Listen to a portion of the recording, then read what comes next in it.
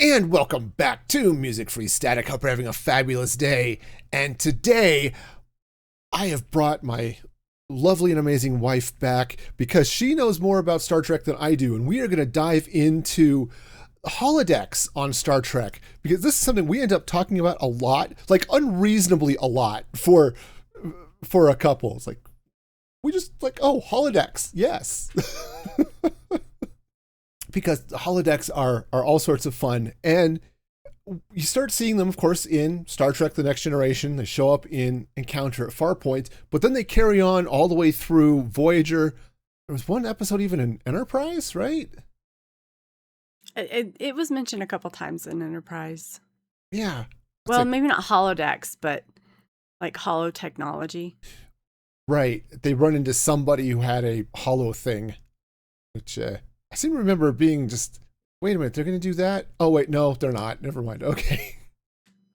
It's like, we're going to bring holodecks to Enterprise. Like, no, they didn't, which was great. But it's interesting to see how the holodecks sort of change and what they're used for throughout all of the different series, right? When they showed up in an Encounter at Farpoint, Data was basically in it. It was just like a park. Kind of a forest, wooded area. Mm-hmm. Mm-hmm. And they talked, oh yeah, it's, Riker talks, oh, it looks so real. Like, well, most of it is real because they basically almost beam it in.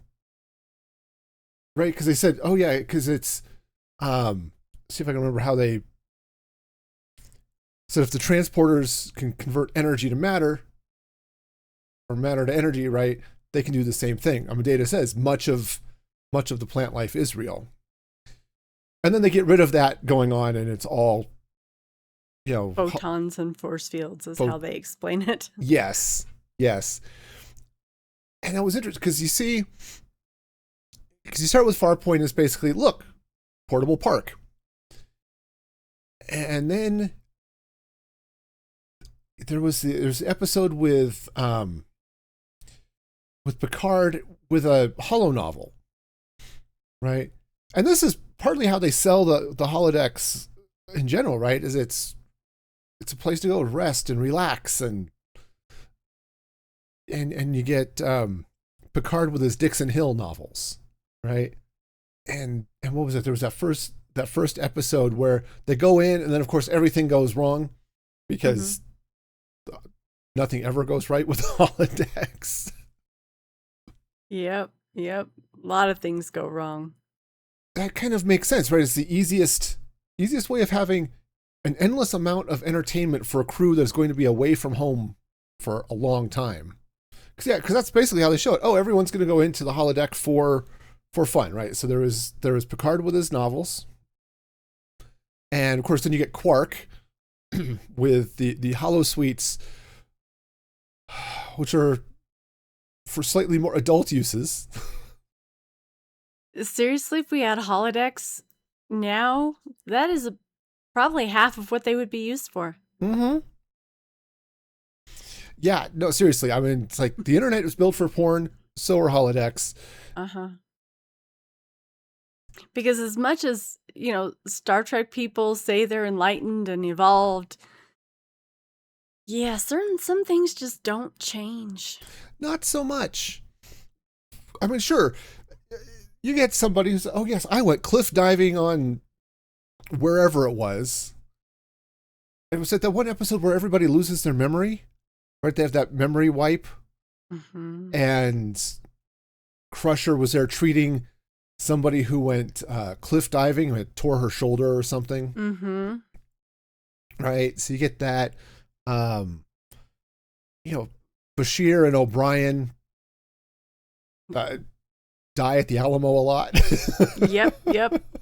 They keep trying to win and just never succeed.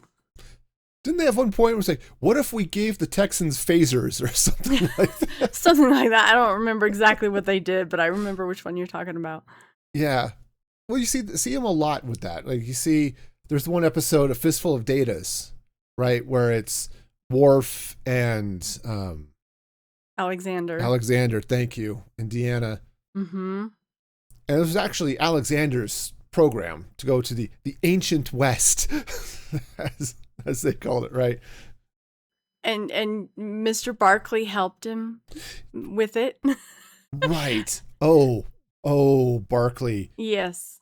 Barkley is so much like I am. Mm-hmm. As annoying as a character I find Barkley to be, it's really uncomfortable for me to notice that I'm like that very much. Am I really that annoying? I might be. Honestly, Barkley, I think, is a view of how most people would end up using a holodeck. Mm-hmm. Absolutely. And because we'll talk about relationships more a little bit later, but Barkley, that's his escape from reality. Right? Some people have books or video games or whatever. No, he goes into a holodeck and where he can be the guy. Right? He can be strong and confident and, whatever. Everything that he's not out in the real world. Which I totally understand. There are things, sometimes you just want to say something to somebody, but you can't. Right. And so doing that in the holodeck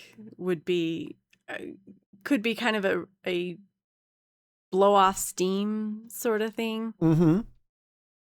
But I mean, I know we've talked about this before, is doing that too much might bleed over into real life and get you in trouble. Right. You get too used to speaking your mind, and then mm-hmm. and there's a time and a place for speaking your mind. But the way Barkley did it in the holodecks, not appropriate. Not for his position in real life. Yeah, I mean, if you're just used to telling off your boss in the holodeck, you might end up telling him off in real life, and that's not going to go as well as you might hope. It's interesting for me, and said we'll get back into the relationships here in a bit, because there's some interesting stuff with holodecks there, but it's interesting too the number of ways they were able to use the holodeck that wasn't just for rest, relaxation, and other forms of entertainment, right? You had I think the first you see is Yar, where she gets taken prisoner, I guess. Oh, right. With the whole fight to the death episode. Yes. Oh, yeah. Kind of near the beginning of the first season. But she takes them into the holodeck and they do trainings there. Right. And that's actually a really awesome use of those. Mm-hmm. Yeah, because you can get any level of trainer that you need. From, I am very beginning basic Taekwondo, to Worf, who is going full combat, fighting the monsters. Yep. And just cranking the difficulty up as he goes. You see Picard and Riker doing marksmanship training.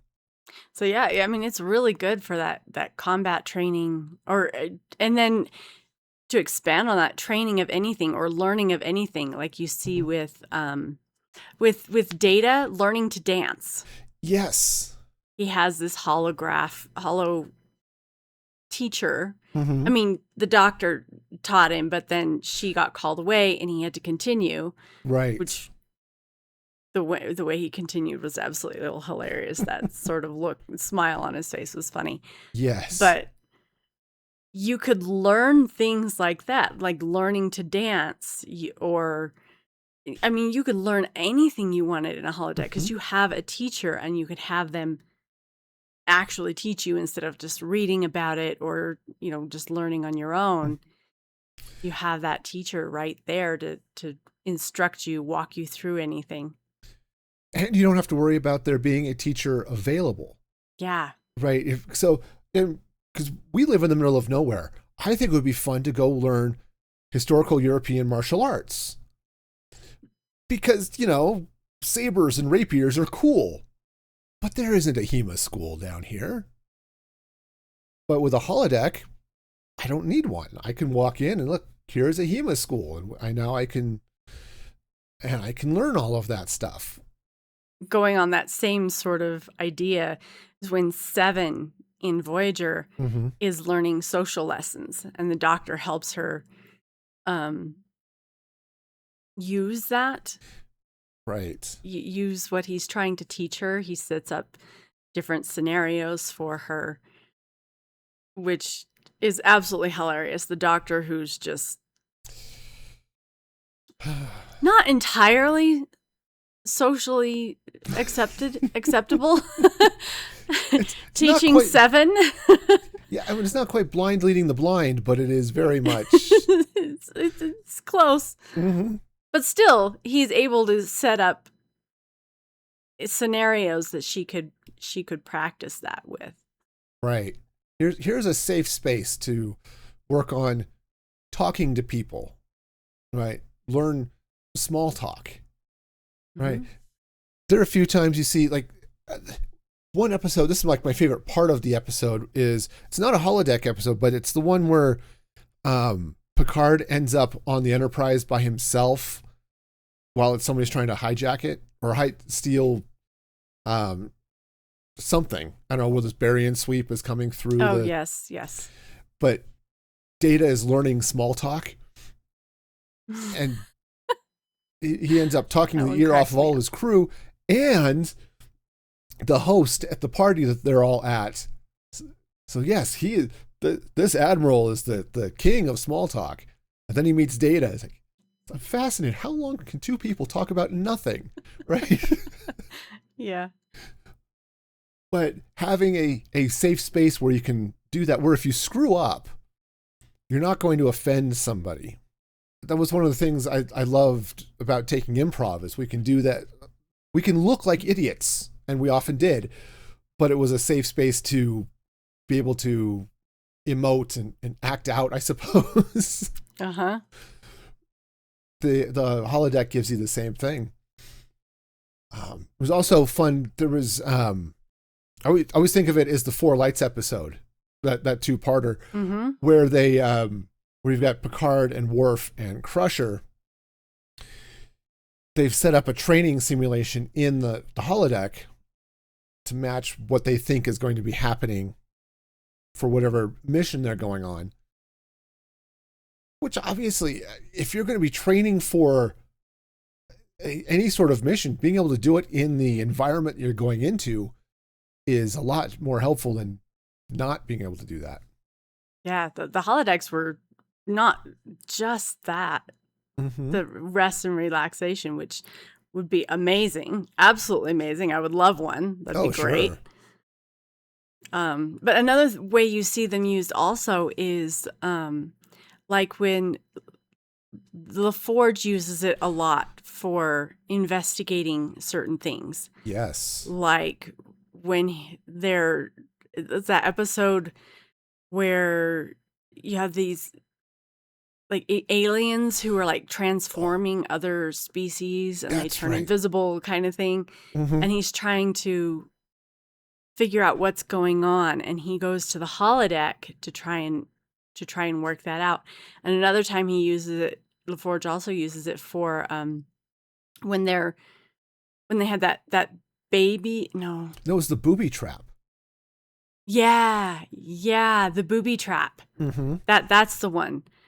And he gets Leah Brahms, who helped designed it. I think she was the lead engineer, or maybe a younger engineer, but she designed the portion of the warp core that he was trying to deal with. Right, and helped put those simulations to try and solve the problem. And you see that also in Voyager. There's an episode where the engineer. Torres, yes, thank you. Where she gets like this alien is held onto her, and the doctor has to figure out how to separate them, and they simulate it on the holodeck. Also with Seven's cortical node, when that malfunctioned and the doctor they did like a pre-surgery test in the holodeck to see if it would work. Those are really, really good uses for a holodeck. Makes me really wish we had them. But you know that they are not going to be used just for that. You have holo addiction like crazy. They would be like not clean uses. No. Well, that falls into the relationship stuff. Let's get into that because yeah, there are definitely times where obviously Quark's holosuites, they pretty much just straight up say it's a holo brothel. Right. But there was the one episode in Next Gen with there's that empath. She was supposed to be the bride for a neighboring planet or something, the leader of that planet. But she hatched early, I guess, is the best way to put it. Yeah, the Ferengis did that. Right. They triggered it and she emerged early. And she basically turns on every guy within 12 parsecs. I mean, and Riker walks her back to her quarters after breaking up a fight in 10 forward. And he manages to get himself away from her. He says, Bridge, if you need me, I'll be in holodeck too. And when I was a teenager and first saw that, I was like, oh yeah, he's just going to, exercise or whatever. Mm-hmm. As an adult, I'm like, yeah, that's not why he's going to holodeck too. He might be working something out, but I don't think it's his biceps. So, but it's interesting to see because it's really hard, I think, for a person's brain to totally separate from what feels like a real person in the holodeck. You saw that with, I think it was actually like the second holodeck episode, the one with the binars. Where it might have been the third, but it was very early. Mm-hmm. Because they talk about the upgrades to the holodeck that they made. Actually, it might have even been the fourth or something, because you had the Farpoint was the first one, and you had Yar, I think, before that. Yeah, that's right. Also, Picard in the holodeck with his...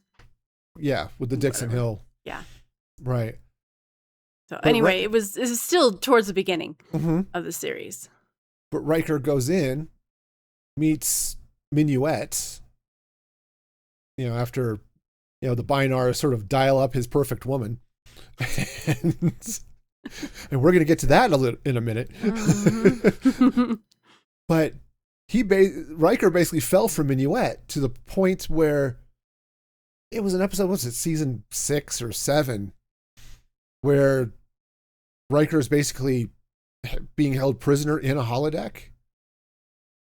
Well, it wasn't quite a holodeck, but close enough. It had like these sensors or whatever, and created this fantasy place. Right.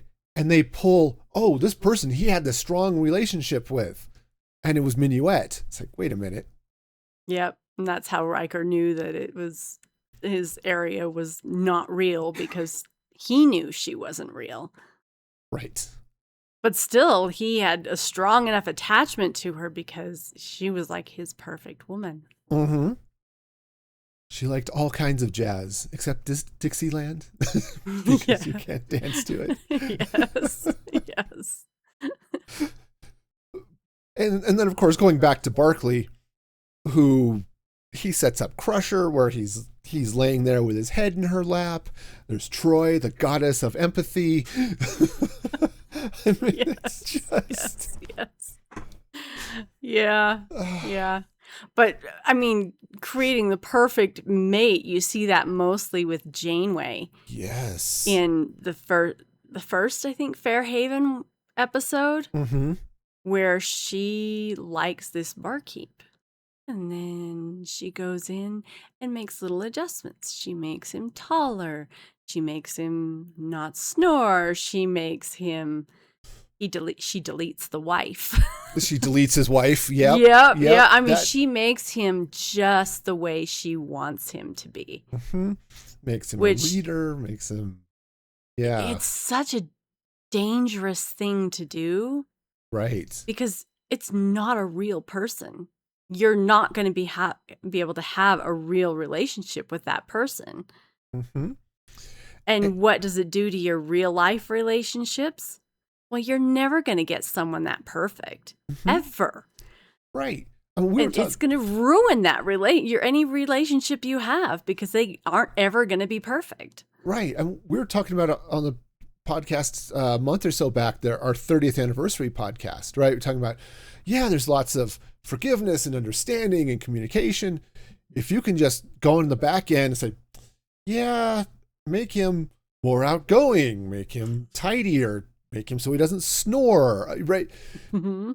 That can't be healthy. Mm-mm. I mean, I can understand, and they talk about it in that episode a little bit. Janeway using the holodeck to get some sort of romantic fulfillment, because she has nobody she can go to, because as the captain of the ship,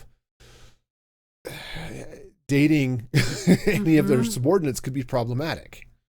I do like, though, that she realized the problem that she had. And at the end of the episode, you see her denying herself any more access to be able to change him. Mm-hmm. Which, admittedly, she already made a whole lot of changes before that. He's already your perfect man. Of course you don't need to make any more changes, right? Yeah. But still, it's nice that she actually realized that it was not a good thing that she could do that. Mm-hmm. And really, it really wouldn't be for most people, being able to change and make everybody who you wanted them to be this perfect. You could create the perfect community for you. Right. And Barclay tried to do that to some degree, making everybody basically worship him.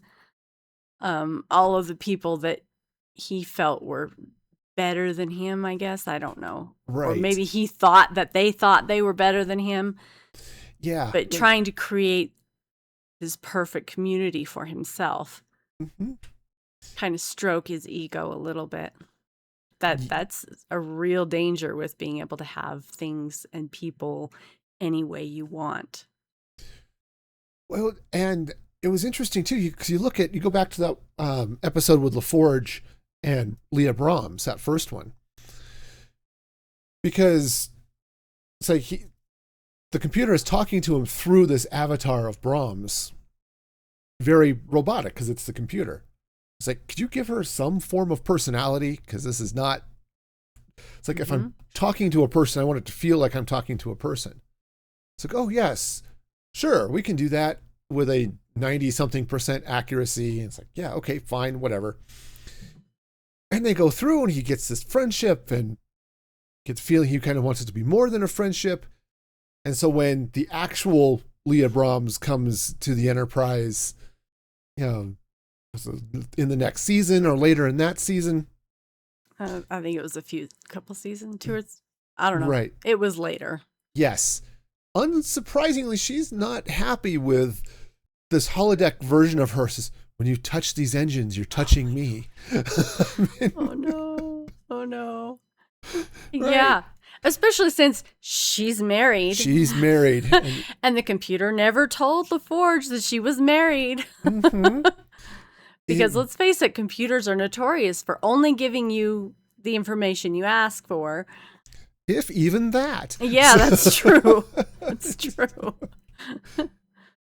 But it totally skewed his relationship at the beginning, because when Brahms shows up on that episode, now she's all defensive anyway, right? She comes storming in.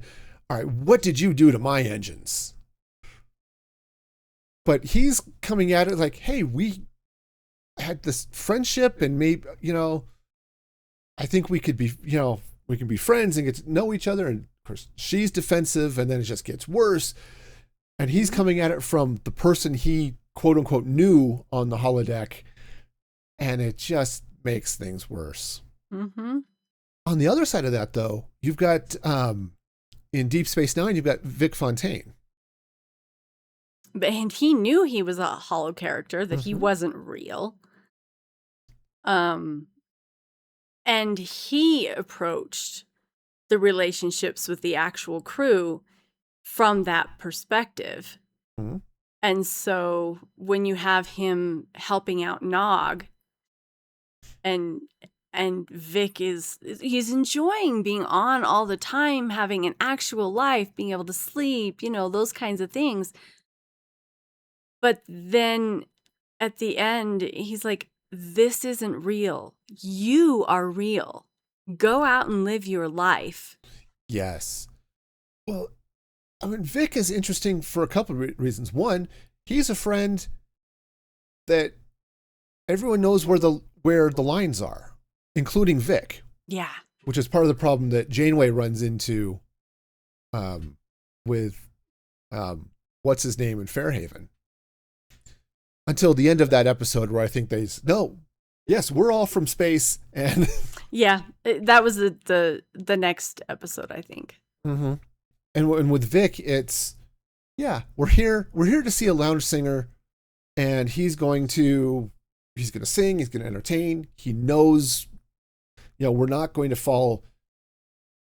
I mean, you could fall for him, I suppose, but there's no fantasy there. You're not going to go in and tweak his code to make him more there for you in one way or another. On the other hand, when the Jack in the Box pops in that program, where his very nice 1950s, 60s nightclub turns into a somewhat sleazy nightclub when the mob sort of takes over, the whole senior staff decides we're going to come in and we're going to run this scenario in the holodeck to save our friend, even though they could just reboot it and start it over. Yeah, but he's their friend, and they like Vic. They like the history that they've had with him, and so they don't really want to start that over. And you see that also with the Doctor in Voyager. Yes, when he starts breaking down, losing his memory or whatever because he's been on so long, they could reinitialize him, restart him, but then he would forget everything. Mm-hmm. And they don't want to do that. They eventually find a solution for it, which, science hand wavy kind of thing. Right. But you become close and friends with them. And this thing I noticed with both of them is that both of them knew that they were holograms, that they weren't real. Mm-hmm. Well, and they had that line that Janeway crossed, right? Of, I will tweak this guy to be my perfect lover, friend, romantic interest. They weren't doing that with the Doctor. Though I think somebody suggested that at one point because he was such a jerk, especially in the first season. Yeah. Mm-hmm. Like, we need to give him more personality. Yeah. But it's interesting, though. The EMH concept was actually a really cool concept. Absolutely. Because what happens? You are in deep space, away from anybody. And I think they mentioned in one of the episodes that Voyager was, in particular, a deep space ship. I don't know. I don't remember that, but yeah, it was one of the. They're talking about Voyager, this Intrepid class starship designed for deep space. Now, I don't think remember that now. Yeah, I don't think it was quite as well equipped as something like Enterprise. But the idea was that you're going to be away from Starbase for a long time. What happens if your Doctor is sick? Right. It's one thing like Enterprise, it's a crew of 1,012 or something like that. You've got multiple doctors, nurses, all this stuff. Voyager had one doctor and maybe their whole staff died the first episode, so I don't right. remember. Who knows? But they have the emergency medical hologram, who can then pop in and do medical things. Right? He can be your doctor. And they talk about that, I think, in one episode of Deep Space Nine, when the guy who programmed the doctor, of course, played by the same actor, right, says, "Oh, here's the EMH. We're going to program an LMH, right, a long-term medical hologram, specifically to meet that need of, you're out in the middle of nowhere." Right? Remember there was that one episode with that shape-shifting critter that LaForge is going through this one crewman's logs trying to figure out what's going on. She was not the perfect officer, right? All this fun stuff. They think there's a murder, right? All of this.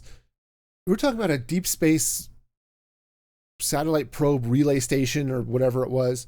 We were talking about 2 or 3 people on it. What happens if somebody gets a serious injury or gets seriously sick?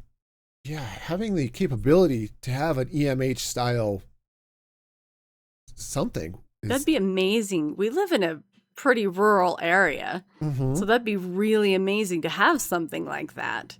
Yeah. So that you don't have to drive 2, 4, 5 hours to get to specialists or whatever, which is what people around here have to do.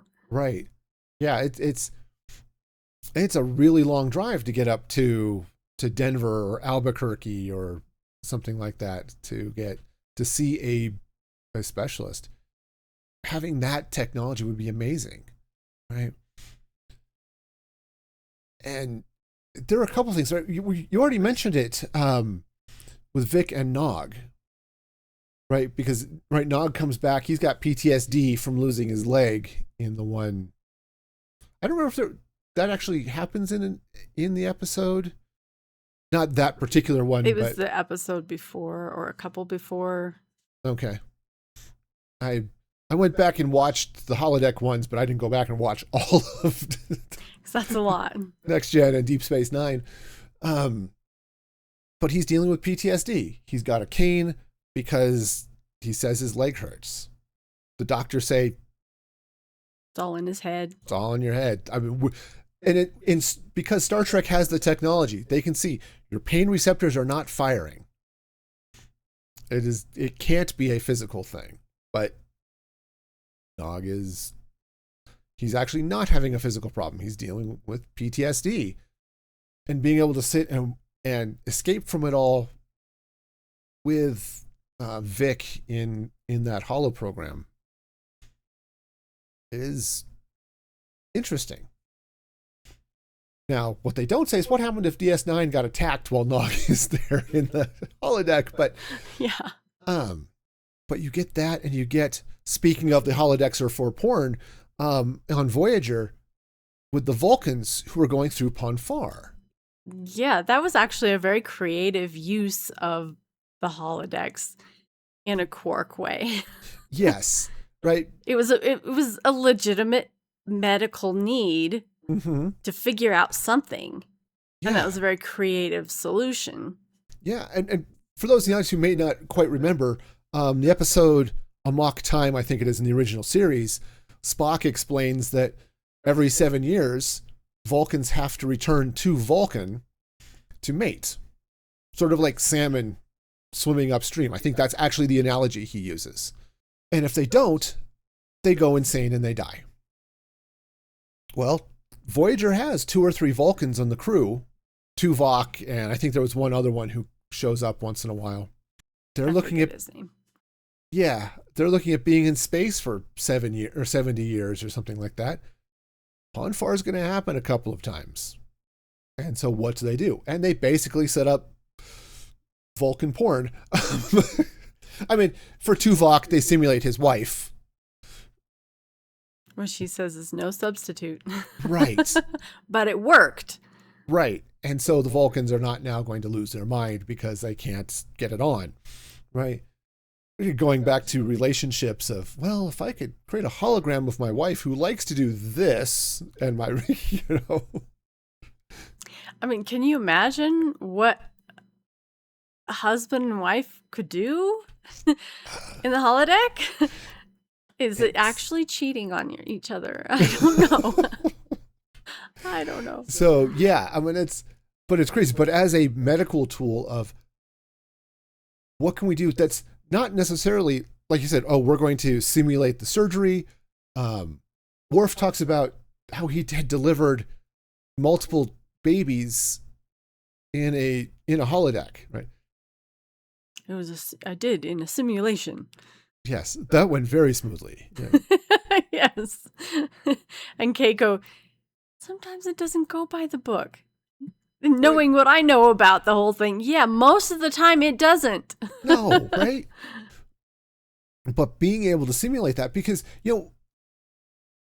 the local university has a nursing program, and they have a simulation lab, which is hilarious because, yes, there is a person on campus who is using taxpayer money to buy fake poop. Right? Because it's... Right? But it's because you've got to deal with all of this as part of the simulator, right? So they've got a Mr. Body or something on the table. It's like Operation. You go in, you touch the sides, it shocks you or something. I don't know. But they can go in and they can do simulated stuff for the nursing program. But imagine if you could do that with a real looking person, like a real feeling. Okay, we have to go. We have to give this person an injection. You can simulate okay, I can't find the vein, right? All of this stuff. Oh yeah, now you actually have to go get the chest spreader so that you can go in and do heart surgery, right? How do you practice doing heart surgery? I mean, even in Star Trek, where they can just put a thing on your head and it fixes your brain. Yeah, right? yeah. But how do you do that? That sort of simulating. So they do, I don't know how good it is, but they've got simulators now, but to have that sort of hyper realistic simulator. Now, we couldn't talk about the holodecks without all of the ways the holodecks have gone wrong. There are so many. And it's not just the tech stuff that goes wrong, it's also how people use it wrong. But yeah, there's a lot of tech stuff that went wrong, like with Moriarty. Oh, yes. Those... That's an example of the computer doing exactly what you tell it to. But not always the way you want it to. Right. It's not unlike using ChatGPT, Yeah. Computer, give me a character capable of defeating Data. Okay, we're going to turn the entire starship over to this holodeck character. Okay, what now? Yeah, that's not what I meant, computer. Not unlike relationships. That's not what I meant.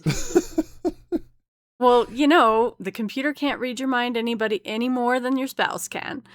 Right? You gotta be specific.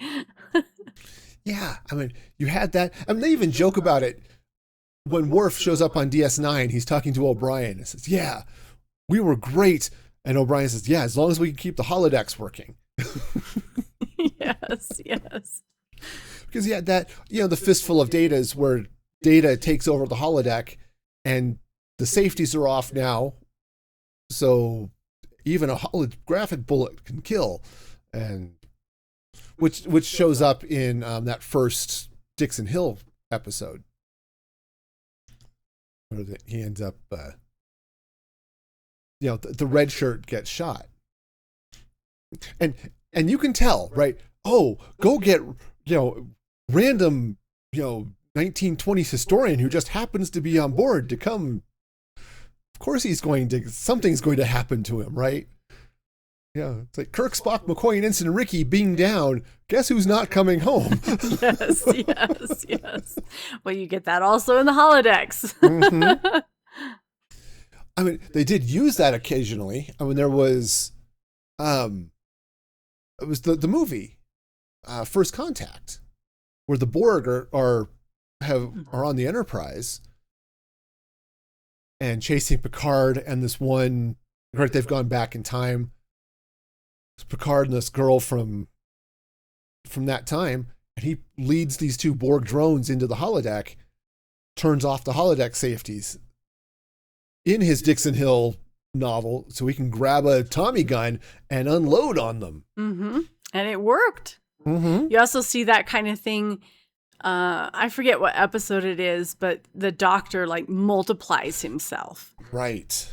And I forget exactly what the episode is about. I just remember that scene. And Tuvok comes in and he's just like trying to find the Doctor, but of course he's not there because he had transferred himself somewhere else. I forget where. And yeah. That was very creative use of the holodecks. Right. And yeah, I mean, because you had that, you had didn't they have one with Naomi where she had like a storybook program? Yes. Yeah. The I forget. Flaughter, Adventures of Flaughter or something like that. Okay. Yeah, that one was fun. That would be a really awesome use of the holodecks, a little kid's story. But at the same time, little kids have a much harder time, I guess, separating fiction and reality. Right. Than adults do. Mm-hmm. And so I don't know if that would be a good thing for kids. You'd have to have really, I guess, specific parameters specifically for kids. Yeah, I mean, because I know I remember seeing stories during COVID of these 5-year-olds who are now having to do kindergarten online. And they sit down and they do the class, and the class ends, and the kid's like, okay, next episode. Right? Because that's what you do when you're watching a screen, right? Mm-hmm. And so to take them into the holodeck, I mean, I don't know how weird it is, because our kids were older. Well, like when we went to Disneyland, they were old enough, I think, that they understood that this person walking around dressed as Donald Duck was not Donald Duck. I think we actually kind of told them that too. Yeah. Just somebody dressed up as this person. Well, and heck, even I, as the adult... You geeked out over Donald Duck. I geeked out over Donald Duck, and I had to get a picture with Donald Duck. I know it's just some actor in a costume, but I had to get a picture with Donald Duck. I just had to do it. I get it. So, but if you take this 4-year-old into a place where, look, My Little Pony is real as far as they can tell, right? That can be really messed up, I think, because it's hard enough trying to get them to understand what's real and what's not. And kind of a side note, it's kind of why I have a hard time with telling kids that Santa Claus is real. But yes, that's a side note. Yes, so, but it has the same effect on their brains as a holodeck would, in that you have to be told as a little kid that this is not actually real. It's a story. Mm-hmm. You get to be part of the story, but it's just a story. Yeah. I mean, imagine what problems you have with screen time with holodecks, right? We already talked about holo addictions, right? It's hard enough for people to not become addicted to screens. Even as adults, it's very difficult. But if I had a holodeck, I would have an even harder time. That would be really, really difficult. I mean, we were talking a little bit before lunch, obviously, about things like, oh yeah, we could set up a home gym if we had a holodeck at home. Yeah, we could. Would we use it? Well, I mean, we've got Wii Fit, and I have yet to stand on that balance board in the last 4 years. I mean, yeah, it's been a while. And I could totally use it, right? Yeah. But also, I've also thought, it's like, yeah, I would like to go out and I need to actually lift heavy things. I need to lift weights as part of my exercise journey, right? Walking is great. I need to lift some heavy things. I don't want to go to a gym. right? There are people there. I have to actually put pants on and go. But I wouldn't mind a holodeck person being there because Right. it's not a real person. If I feel like the person's judging me, I can just delete them. You know, I've tried to do that in real life, and people get really cranky with that. You know, Yeah. computer, delete the character of my boss. Doesn't work out that well, right? But at the same time, then you could take any class that you wanted. Mm-hmm. You can make it as hard or as difficult as you want it. You could have cheerleaders. Hey, keep going. You got it. You got it. And then that goes back into Quark's holosuites. Actually, I was thinking more along Barkley. Right. Okay. Everybody can, like pretend like you're the greatest person ever. Oh man. But if that's what you need to exercise, then Mm-hmm. Every once in a while you'll see that question: what technology from Star Trek would you really want? And that one and transporters. Yeah, I mean the big three is the holodeck, the transporters, and the replicator. Oh yeah. Mm-hmm. And yeah, that would be. But if I could only choose one, I think I'd choose the holodeck. Mm-hmm. Which means the holodeck is probably the worst for me. Probably. Because humans have a real knack for choosing what's bad for them. Mm-hmm. Yeah, I think I'm in the same boat, because as much fun as it would be to staycation our way to, hey, whatever roller coaster exists anywhere in the known universe, that would be so fun. We can go in and we can ride it without having to wait in line. That's the best part of that. Yep. I want to go on Subspace Mountain or whatever. I think they actually call it Hyperspace Mountain in Disney now because it's all tied in with Star Wars. But yeah, so you could do that, or I want to go on this hiking trail in Oregon versus Colorado versus Vermont, or Australia, or whatever. You can go anywhere you want, and that would be amazing. Or you can make up somewhere and program it into the holodeck. That would be so cool. Yeah, I mean, I was just listening to a video. A Minecrafter I watch recently moved to a city in France specifically because of the mountain climbing and bouldering possibilities that are there. Because apparently this area in France, it's right by the Alps, has like some of the best climbing in the world. So, well, this is what I like to do. Why not just move there? What if you don't have to move there? That'd be great. What if I can just open the holodeck and I will not be climbing the mountain, but I can look at that mountain and say it's really cool. Yeah. I could go on a hike, be out all day, end program, and sleep in my bed. And not have to go like camping. Yeah, I don't like camping. But people do, and you could do that in a holodeck even. Mm-hmm. That'd be super cool. Yeah, and that was the thing. I mean, that's how they sold it in Next Gen, and that first episode at Encounter at Farpoint. And they talk about that a lot in Voyager, of this is just the R&R for the crew. Mm-hmm. It's a small ship. It's 100 and something people. Well, we don't have room for all the racquetball courts and Parisi Squares courts or whatever shows up on Enterprise. We have a holodeck, and we can do all of those things.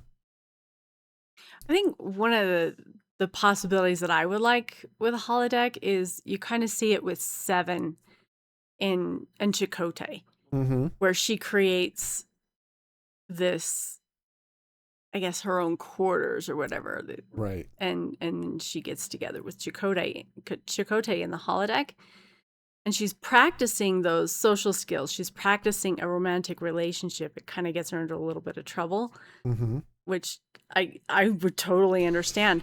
Right. But that practice of things that you're really uncomfortable doing, being able to practice doing those things in that safe space, I really think would help me a lot, because there are things that I really need to be able to do, but I just can't. You Right. know? And so being able to practice that in a nice safe space would be awesome. I don't know how much I use that any more than exercising, but I would love the opportunity. Sure, sure.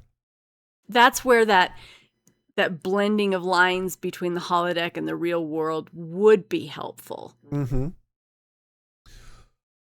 And then there's some of those things like, like kid wants to do a birthday party. So you can set up the holodeck. Sure, you bring in the real presents and whatever, but And hey, friends and family and everybody, yeah. Mm-hmm. And they could all squeeze into the holodeck and have the party at wherever. And then the party's over and you bring the presents out and You don't have to clean up. you don't have to clean up. I mean, that's the other. So we talk about replicators. Like I can have any meal I want at any time, which is not good for my health in general. But being able to go to any restaurant anywhere, That would be awesome. yeah, it's like sure. I remember I went to this restaurant in Denver or in Charlotte or whatever. Yeah, just give me that restaurant with their menu, and I will in fact have the chicken nuggets and whatever. Or if you wanted a picnic, you could go have a picnic with no ants. Right. Oh man. So I kind of like a picnic, but to be able to do it without the bugs and the flies and you don't have to worry about the weather suddenly turning bad.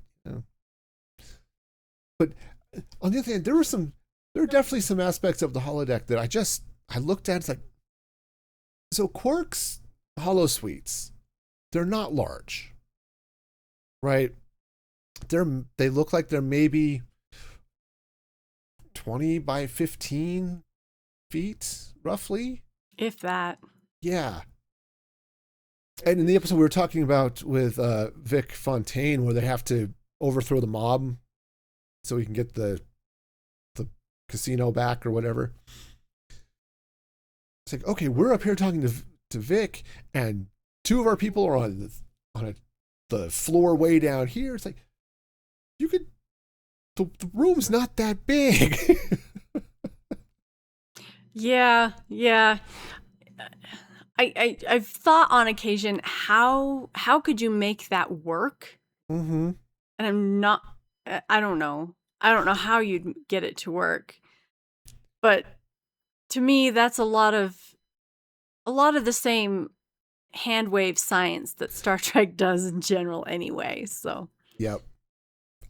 you don't go to Star Trek for actual science, accurate science. Some of it probably is, but no, it's entertainment. It's not intended to be educational. Yes. So we've been talking for almost an hour. Do you have any other? Again? Oh. It's amazing how long. But did you have any other thoughts on holodecks and Star Trek, fun holodeck episodes? I mean, there are a lot of fun episodes, and there are a lot of episodes where the holodeck just goes wrong. I think one of my favorites where it both goes wrong, but there's also an interesting problem to solve, is in DS9, where the bridge crew, I guess, the ops crew, were with Kira and Cisco and a couple others. They get warped into Bashir's spy program? Yes, they do. And that one's really interesting because they're having to try to save the bad people while still finishing the program and defeat the bad people. Right. So that's really kind of an interesting problem to solve. That's right, because Cisco was the Bond villain, and Dax was the girl, and Bunny Slippers or whatever her name was. Yeah. Yeah. I just like that they're both trying to save the world and so both save the bad people and defeat them at the same time. It was really kind of an interesting brain exercise, I guess you could say. Yeah, the solution to that was fun. And they referenced that episode once or twice. And another one I found, it's not really one of my favorite episodes, but it's kind of a moral exercise, I guess you could say, is with the Hirogen, and they're looking at using the holo technology and what they do with it, and then you have an episode later on after they've had it for a little bit and what they did with it and the consequences of that. And so you kind of have a moral question there, which is very interesting to think about. The Hirogen were interesting on a couple of levels, and I didn't go watch those, so I may be a little fuzzy on the details. But being able to set up a holodeck for them to do their hunts, so they're not now hunting other sentient beings, is huge. They can still have their society,